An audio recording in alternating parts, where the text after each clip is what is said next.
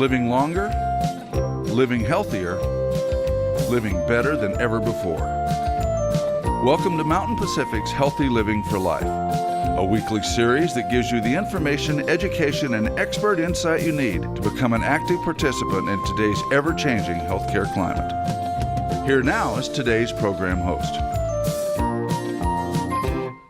Americans spend billions of dollars on wearable technology to monitor, track, and improve health and fitness.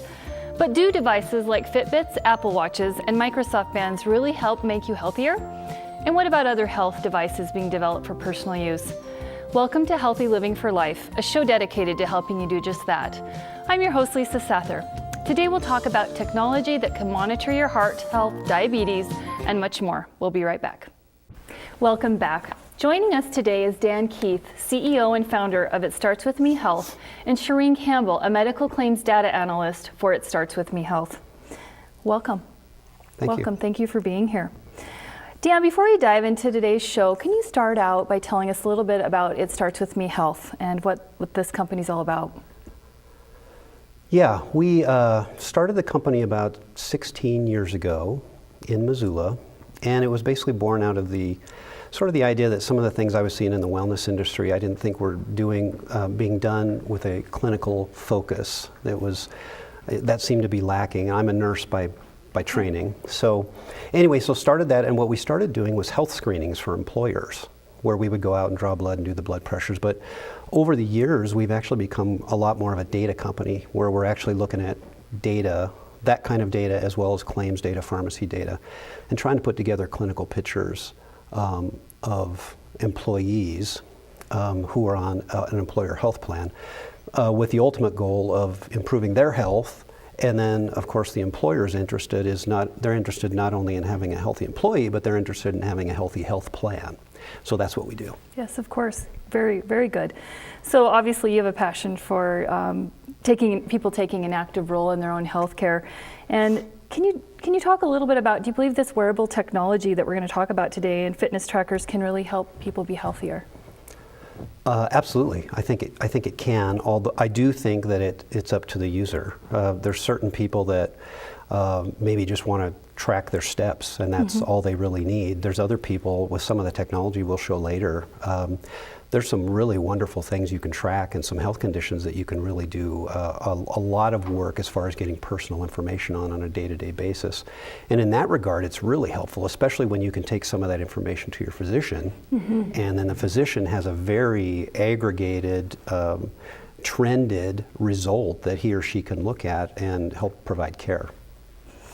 Great. So let's talk about some of the wearable technology that's out there, and we'll start out by talking about the fitness trackers, whether they're Fitbits, whether they're Apple Watches or Microsoft Bands, and there's a lot of other devices. Shireen, can you just highlight a little bit about how these work?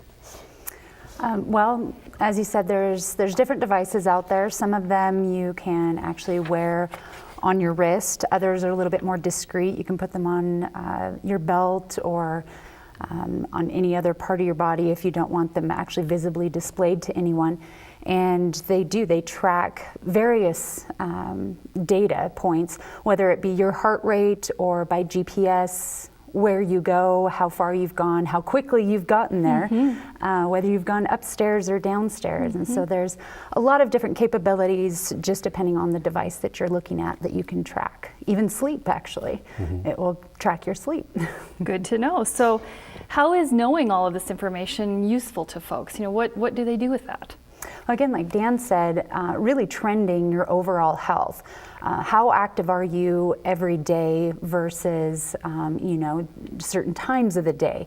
For someone who sits a lot for work, being able to see, okay, I haven't got a lot of activity during the day, and having a fitness band or some sort of app reminding you, okay, it's time to get enough steps in today because you've been pretty sedentary all day. And so it kind of gives you little goals to reach during the day and that ability to track, okay, am I meeting my goals or am I not? Yes, I know that's one of the things I like about mine is just that friendly reminder that pops up as you've been sedentary for a while.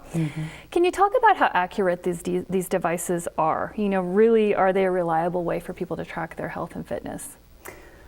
Again, it's a good trending. Some of them have been around for quite a while and they're getting better and better. Mm-hmm. Others are newer to the market. They don't have as much testing maybe. So, really looking at some of the ratings and how people have used them and how people have received that data as far as how they see it's tracked, I think is really important.